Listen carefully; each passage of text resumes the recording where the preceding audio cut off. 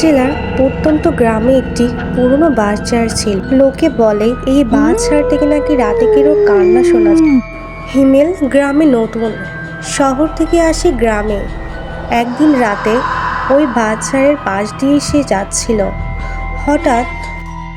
হঠাৎ একটি মেয়ের কান্না শুনতে পেল ওই বাঁশঝাড়ের ভিতর থেকে।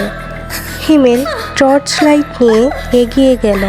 হঠাৎ দেখতে পেল একটি মেয়ে বলছে, আমাকে বাঁচাও, আমাকে বাঁচাও। হিমেল মেয়েটিকে খোঁজার চেষ্টা করলো। কিছু দূর সামনে যেতে দেখতে পেল একটি মেয়ে দাঁড়িয়ে আছে। একটি ওড়না দেখতে পায়। ওড়নাটি যখনই হিমেল তুলতে যাবে সেটি মাটির ভিতরে ঢুকে যায়। হিমেল হাত দিয়ে তুলতেই হঠাৎ মাটি থেকে একটি হাত বেরিয়ে আসে আর হিমেলকে টেনে হিঁচড়ে নিয়ে যেতে থাকে মাটির ভিতরে।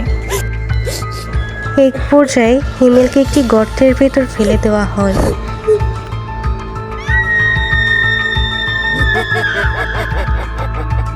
মেয়েটি আনন্দে আত্মহারা হয়ে হিমেলের কবরের উপর বসে থাকে।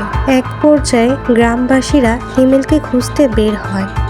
কিছু দূর এগোতে দেখতে পায় একটি গর্ত।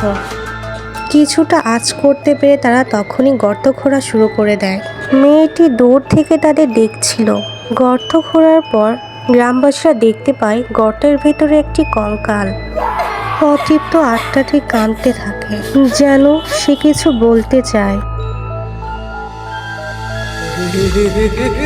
এইভাবে যে ওই বাঁশঝাড়ের পাশ দিয়ে যায় সে ওই গর্তের ভেতরে চলে যায় আর কোনোদিন ফিরে আসে না।